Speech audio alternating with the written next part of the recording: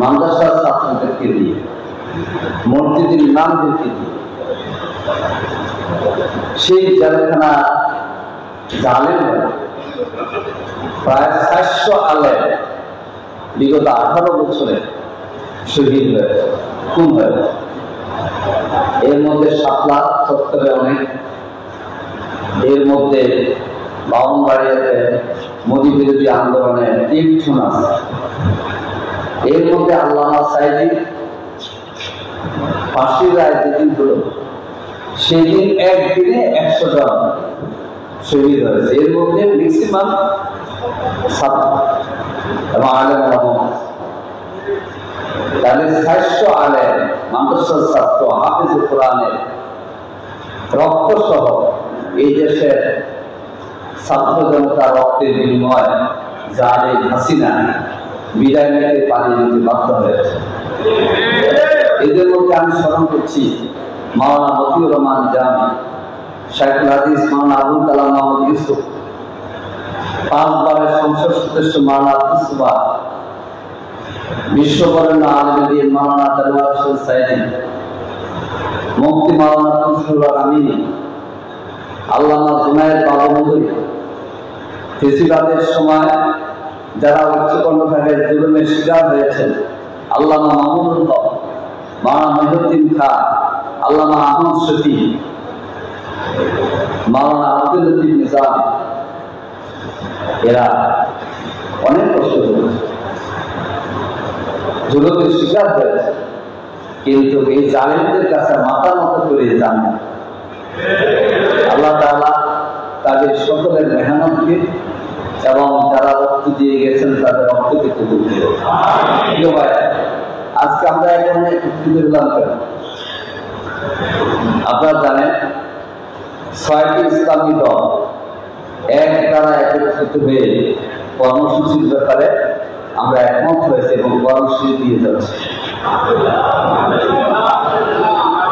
আরো দল আছে। আমির জামাত বলেছেন ইসলামী দল, সমমনা দল, ইসলামী শক্তি, ইসলামী ব্যক্তি দল করে না, কিন্তু ইসলামের পক্ষে কথা বলে, অথবা সবাই তাকে ইসলামী ইসলাম হিসেবে এই সকল শক্তিকে ঐক্যবদ্ধ করে বেশিরভাগের বিরুদ্ধে আগামী দিনের বাংলাদেশকে ইসলামের বাংলাদেশ হিসেবে তৈরির জন্য আমরা চেষ্টা করি। যেখানে আল্লাহ তাআলা প্রদত্ত নবী রাসূলদেরকে যে জিনিস দিয়েছেন, 3টা জিনিস দিয়েছেন, বলছেন সূরা হাদীদের 25 নম্বর আয়াত, লাকাদ আরসালনা রাসূলানা বিল বায়িনাত, দলিল প্রমাণ সহ বিল বায়িনাত, লাকাদ আরসালনা রাসূলানা বিল বায়িনাত ওয়া আনজালনা মা'হুল কিতাবা ওয়াল মিজান, নাযিল করেছেন কিতাব আর মিজান, লিয়াকুমান নাস বিল কিসত, যেন মানুষ ইনসাফ কায়েম করতে পারে, ইনসাফ প্রতিষ্ঠিত হতে পারে। আজকে আমাদের ছাত্র স্লোগান দিয়েছিল উই ওয়ান্ট জাস্টিস, আমরা কি চাই? ন্যায় বিচার, কোরআনের কিস, কোরআনের আদর। আপনারা যারা এখানে অনেকেই খতিব আছে, ইমাম আছে,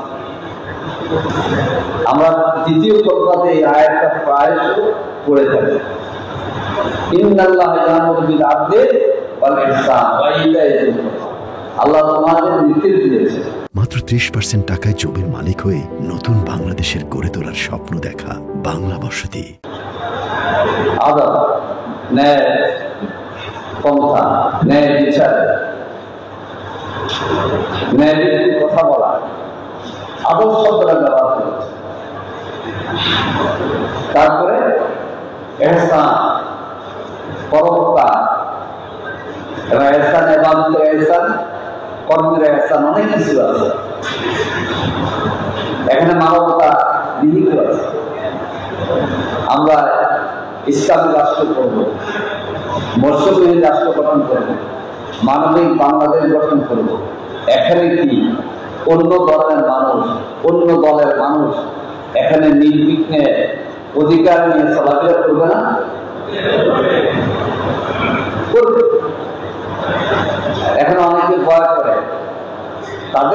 হচ্ছে মোল্লা বা হুজুর, ক্ষমতা আসলে নারীদের অধিকার নিশ্চিত হয়ে যায়। ঢাকা বিশ্ববিদ্যালয়ে কি ছাত্র ছাত্রীরা তাদের অধিকার পাচ্ছে না সীমিত হয়ে গেছে?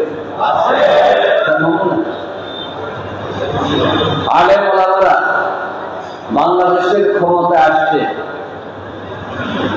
সকল ধর্ম সকল মানুষের অধিকার এবং সম্মান নিশ্চিত হবে, আরো বাড়বে। কেননা আলেমরা হচ্ছে উম্মার রাহবার। উম্মার রাহবার কারা? আলেমরা। সব মানুষ তৈরি করে কে? আলেমরা। নিজেরা সব তৈরি করে সব। চরিত্রবান নাগরিক তৈরি করে কে? আলেমরা। কারণ এক একজন ইমাম এবং খতিবের বক্তব্যে মানুষ সব পথের দিকে পরিচালিত হয়। এই জন্য আজকে এখানে যারা এসেছে, আমি বলবো এই দেশের মানুষের কাঙ্ক্ষিত সমাজ নির্মাণে আমাদের সকলেরই অনন্য ভূমিকা আছে। আপনারা কোনো নির্দিষ্ট দলের নাম উল্লেখ করা দরকার নেই। আপনারা বলবেন ইন্নাল্লাহ ইয়ামুরু বিল আদলি ওয়াল ইহসান, এই কথাই বলেন। কেউ যদি মনপূর্ণ হয় হোক, আপনি তো কোরআনের কথা বলবেন, আপনি তো হকের কথা বলবেন। শহীদ আবু সাঈদ কোরআন দিয়েছিল, বুকের মধ্যে অনেক জ্বর, বুক পেতেছি বুকের জ্বর, কি বলেন? সেজন্য আজকে আমাদের অনেক ওলামায়ে বক্তব্য দিয়েছে। আল্লামা সাঈদ 13 বছর 1 মাস জেলে ছিলেন। আমাদের প্রিয় নেতা মাদারুল ইসলাম 14 বছর জেলে ছিলেন। আল্লাহ বলেছেন আব্দুল হালিম আমাকে তো তাকে অনেক প্রোগ্রাম দিয়েছে, কিন্তু আমি তো মনে করেছি যে আমি একজন মৃত মানুষ। আল্লাহ তাআলা রহমত এবং মানুষের আন্দোলনে আমি তোমাদের কাছে জীবিত হিসেবে ফিরে এসেছি। সেজন্য আলেম ওলামাদের এই রক্তকে কাজে লাগাইতে হলে আগামী নির্বাচনে সৎ চরিত্রবান ব্যক্তিদেরকে বাংলাদেশের রাষ্ট্রীয় ক্ষমতা, বিশেষ করে সংসদ সদস্য হতে নির্বাচিত হতে পারে, সেই ভূমিকা রাখতে হবে আপনাদের। দেখেন ঢাকার 7 আসনে আমাদের প্রার্থী হলেন হাফেজ মোহাম্মদ এনায়েতুল্লাহ। তিনি হাফেজ কোরআন। আলহামদুলিল্লাহ, একজন হাফেজ কোরআন সংসদে যাক, এটা কি আমরা সবাই চাই না? একজন শাইখুল হাদিস সংসদে যাক, এটা আমরা চাই। একজন কারিউল কোরআন সংসদে যাক, এটা কি আমরা চাই? বাংলাদেশের একটি মসজিদের খতিব সংসদ সদস্য, এটা আমরা চাই কিনা? ইনশাআল্লাহ আগামী দিনে বাংলাদেশের পার্লামেন্টের নমুনা হবে সংসদ সদস্য হিসাবে খতিব কথা বলবে, সংসদ সদস্য হিসাবে আলিয়া মাদ্রাসার প্রিন্সিপাল কথা বলবে, সংসদ সদস্য হিসাবে একটা কওমি মাদ্রাসার প্রিন্সিপাল কথা বলবে। আগামী নির্বাচনে আলেমদের এই ভূমিকা ত্বরান্বিত হবে, এটা আমরা প্রত্যাশা করি। আপনারা কি বলেন? আমি কথা বেশি না বলে এটাই বলতে চাই, বেশিরভাগ বিগত সময় এই দেশের মানুষের অধিকার কেড়ে নিয়েছিল, কিন্তু অনেক ক্ষেত্রে আলেমদের ইজ্জত এবং সম্মানকে তারা বঞ্চিত করেছে। বাইতুল মুকাররমে যে মিছিলদের করতে গিয়ে দাঁড়িয়ে টুপিওয়ালা অনেক নির্যাতনের শিকার আমরা দেখেছি। অনেক মসজিদের ইমাম খতিব জুমার দিনে কি কথা বলবে সেটা ডিরেকশন দিয়ে দিচ্ছে সরকার দলের লোকেরা। আমরা কি সেই পুরানো বাংলাদেশের কালচার আছে? মসজিদের ইমামদের পিছনে গোয়েন্দাদেরকে লাগাইছে। জুমার নামাজের আগে বলতে হুজুর কথা কিন্তু আজকে বলতে হবে, আমি কিন্তু আছি। এই ধরনের অযাচিত আলেমদেরকে হয়রানি করার সুযোগ আর বাংলাদেশে হতে আপনারা ইনশাআল্লাহ।